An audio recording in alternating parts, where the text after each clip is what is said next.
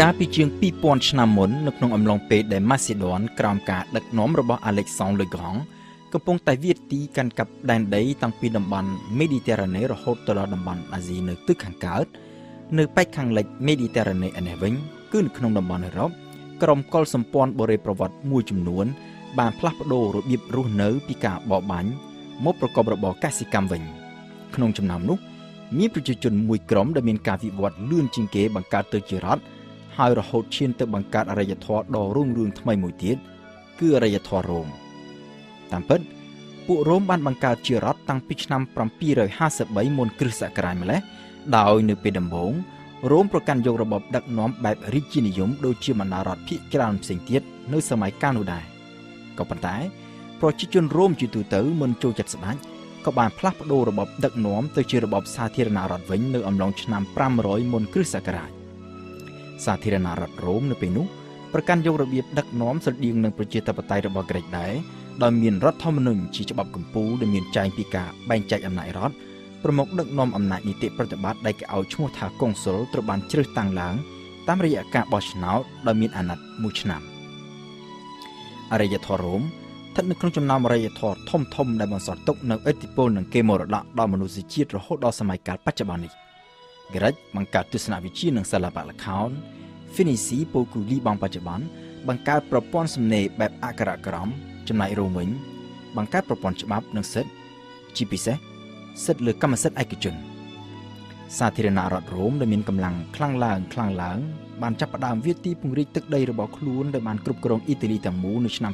272មុនគ្រិស្តសករាជមិនយូរប៉ុន្មានការកើនឡើងនៃអំណាចរបស់រ៉ូមក៏បានធ្វើឲ្យប៉ះទង្គិចទៅដល់រដ្ឋមួយទៀតគឺកាតាល់ដែលមានទីតាំងនៅម្ដុំប្រទេសទូនីស៊ីបច្ចុប្បន្នគឺជាអតីតបរិយារដ្ឋរបស់លីបង់ដែលនៅពេលនោះបានក្លាយទៅជារដ្ឋឯករាជ្យមួយហើយជាមហាអំណាចមួយនៅក្នុងតំបន់មេឌីទែរ៉ាណេ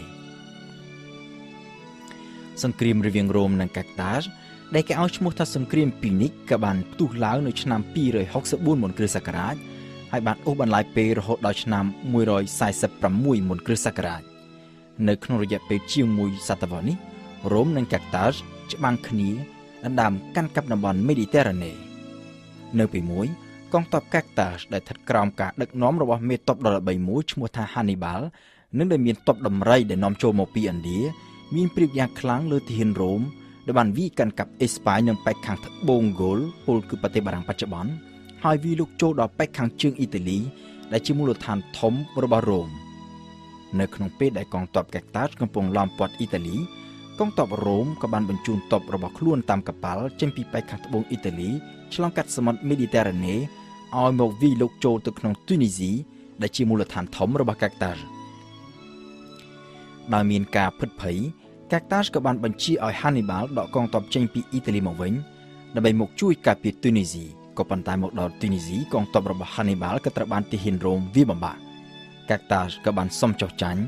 ហើយរ៉ូមក៏ដណ្ដើមកាន់កាប់អេស្ប៉ាញនិងប៉ែកខាងត្បូងនៃដែនដីរបស់ពួកហ្គោលលទ្ធផលនៃសង្គ្រាមរវាងរ៉ូមនិងកាតាល់គឺជាចំណុចរបត់ដ៏សំខាន់មួយនៃប្រវត្តិសាស្ត្ររបស់លោកខាងលិចនៅពេលនោះបើសិនណាជារ៉ូមចាញ់កាតាល់វិញពេលនេះប្រជាជននៅអឺរ៉ុបប្រហែលជាកំពុងតែប្រើភាសាដែលមានដើមកំណើតពីអារ៉ាប់ហើយមិនមែននិយាយភាសាដែលមានដើមកំណើតឡាតាំងដូចជាបារាំងអ៊ីតាលីនិងអេស្ប៉ាញដូចជាពេលបច្ចុប្បន្ននេះទេ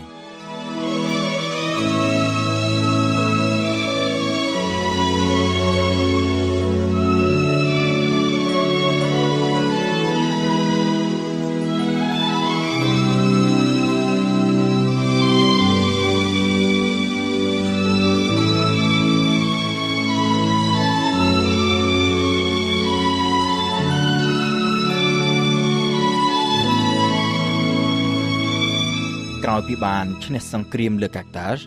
អំណាចរបស់សាធារណរដ្ឋរ៉ូមក៏បានកើនឡើងកាន់តែខ្លាំងហើយបន្តិចម្ដងបានវាយទីដណ្ដើមកាន់កាប់ទឹកដីកាន់តែច្រើនឡើងនៅក្នុងតំបន់មេឌីទែរ៉ាណេអាណាចក្រម៉ាស៊ីដនដែលបន្សល់ទុកពីអាឡិចសង់លឺក្រង់ត្រូវធ្លាក់ក្រោមការត្រួតត្រារបស់រ៉ូមហើយនៅឆ្នាំ168មុនគ្រិស្តសករាជរ៉ូមក៏បានដាក់អាណានិគមលើក្រិចទាំងមូលក៏ប៉ុន្តែបើទោះបីជាយ៉ាងនេះក៏ដោយវប្បធម៌និងអរិយធម៌ក្រិចនៅតែមានឥទ្ធិពលខ្លាំងជាងគេនៅក្នុងតំបន់មេឌីទែរ៉ាណេដដែលពីព្រោះថាពួករ៉ូមខ្លួនឯងក៏ទទួលឥទ្ធិពលពីវប្បធម៌ក្រិចតាំងពីយូរណាស់មកហើយដែរហើយនៅទីបំផុតទៅ វប្បធម៌ក្រិចនិងវប្បធម៌រ៉ូមត្រូវរលាយចូលគ្នាតែមួយហើយគឺមហាអំណាចរ៉ូមដែលជាអ្នកចាស់បន្តនៅឥទ្ធិពលនៃវប្បធម៌ក្រិចរ៉ូមពង្រីកទឹកដីទៅដល់ទីណាឥទ្ធិពលនៃវប្បធម៌របស់ក្រិចក៏រីកសាយភាយទៅដល់ទីនោះដែរគិតត្រឹមសតវត្សទី2មុនគ្រិស្តសករាជគឺជាលើកទី1និងជាលើកចុងក្រោយគេបង្អស់នៅក្នុងប្រវត្តិសាស្ត្រតំបន់នៅជុំវិញសមុទ្រមេឌីទែរ៉ាណេទាំងមូលត្រូវធ្លាក់ក្រោមការគ្រប់គ្រងរបស់រដ្ឋនិងអរិយធម៌តែមួយគត់គឺសាធារណរដ្ឋរ៉ូមនៅពីនោះគ្មានសត្រូវណាពីខាងក្រៅដែលហ៊ានងើបឡើងប្រឈមមុខជាមួយនឹងរ៉ូមនោះទេក៏ប៉ុន្តែរ៉ូមត្រូវប្រឈមមុខនឹងសត្រូវមួយផ្សេងទៀតគឺចំនួនផ្ទៃក្នុងខ្លួនឯងប្រជាជនរ៉ូមមានចំនួនកើនឡើងយ៉ាងឆាប់រហ័សហើយមានចំនួនកាន់តែច្រើនចំណែកឯស្ថាប័ននយោបាយនៃសាធារណរដ្ឋរ៉ូមដែលបង្កើតឡើងដំបូងសម្រាប់គ្រប់គ្រងរដ្ឋតូចមួយនោះក៏ត្រូវប្រឈមមុខនឹងបញ្ហាហើយលែងអាចគ្រប់គ្រងរដ្ឋដ៏ធំនិងដែលមានប្រជាជនយ៉ាងច្រើនសន្ធឹកសន្ធាប់បែបនេះបានតទៅទៀតរ៉ូមក៏ត្រូវធ្លាក់ក្នុងសង្គ្រាមស៊ីវិលនិងការបះបោររបស់ប្រជាជនដូចជាការបះបោរនៅក្រិចនិងនៅអេស្ប៉ាញជាដើមហើយចលាចលផ្ទៃក្នុងរបស់រ៉ូមនេះក៏បានអូសបន្លាយពេលរហូតដល់ទៅមួយសតវត្សក៏ប៉ុន្តែបើទោះបីជាមានវិវាទផ្ទៃក្នុងរ៉ាំរ៉ៃបែបនេះក៏ដោយអំណាចរ៉ូមនៅក្នុងតំបន់មេឌីទែរ៉ាណេមិនបានធ្លាក់ចុះនោះទេរ៉ូមនៅតែបន្តធ្វើជាមហាអំណាចនៅក្នុងតំបន់មេឌីទែរ៉ាណេដដែលនៅប្រមាណជាពាក់កណ្ដាលសតវត្សទី1មុនគ្រិស្តសករាជនៅពេលដែលរ៉ូមកំពុងតែស្ថិតនៅក្នុងភាពចលាចលផ្ទៃក្នុងឥស្សរជនដ៏សំខាន់មួយក៏បានលេចមកឡើងនៅក្នុងប្រវត្តិសាស្ត្ររ៉ូមគឺ Julius Caesar បានជាប់ឆ្នោតជាកុងស៊ុលរ៉ូមគឺអំណាចនីតិប្រតិបត្តិនៃសាធារណរដ្ឋរ៉ូមនៅឆ្នាំ59មុនគ្រិស្តសករាជក្រោយមកទៀត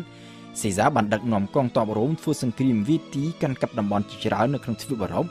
ហើយនៅឆ្នាំ52មុនគ្រិស្តសករាជសេសាបានវាយបំបាក់ពួកហ្គោលគឺប្រទេសបារាំងបច្ចុប្បន្ននៅត្រង់កន្លែងមួយដែលគេហៅថាសមរភូមិអាឡេស៊ីយ៉ាក្រោយពីជ័យជំនះនេះសេសាបាននាំទ័ពវិលត្រឡប់ទៅកាន់រ៉ូមវិញដែលបានប្រើកម្លាំងទ័ពវាដណ្ដើមយកអំណាចទាំងអស់មកកាន់កាប់ក្រោយពីបានក្តាប់អំណាចពេញដៃហើយសេសាបានធ្វើសង្គ្រាមពង្រីកទឹកដីរ៉ូមហើយបានប្រកាសខ្លួនឯងថាជាមេដឹកនាំផ្ដាច់ការនៃសាធារណរដ្ឋរ៉ូមក៏ប៉ុន្តែសេសាត្រូវបានគេលុបធ្វើឃាតនៅឆ្នាំ44មុនគ្រិស្តសករាជមរណភាពរបស់ Julius Caesar គឺជាចំណុចចាប់ផ្ដើមមួយដែលបានធ្វើឲ្យរបបសាធារណរដ្ឋនៅរ៉ូមឈានទៅរកការដួលរលំ